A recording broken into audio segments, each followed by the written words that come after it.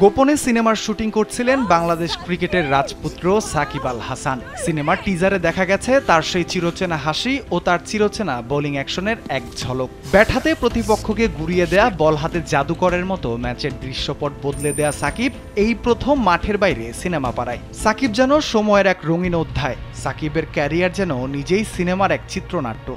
সম্প্রতি ধরা দিয়েছে তার সিনেমার শুটিংয়ের চিত্র। তবে সেই সিনেমা দেখেনি আলোর মুখ। প্রশ্ন উঠতেই পারে, কিন্তু কেন?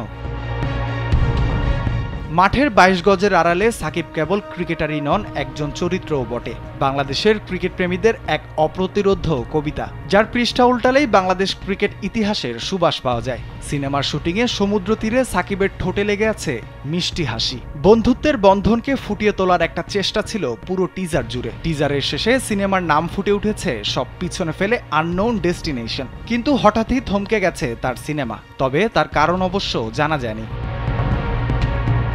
মাঠের অলরাউন্ডার সাকিব যে জীবন দশায় আপাদমস্তক অলরাউন্ডার, তা আবারও প্রমাণ করলেন ভিন্ন এক পর্দায় নাম লিখিয়ে। চিরকাল সাকিবের এই সিনেমার অপেক্ষায় থাকবেন তার ভক্ত ও সমর্থকরা।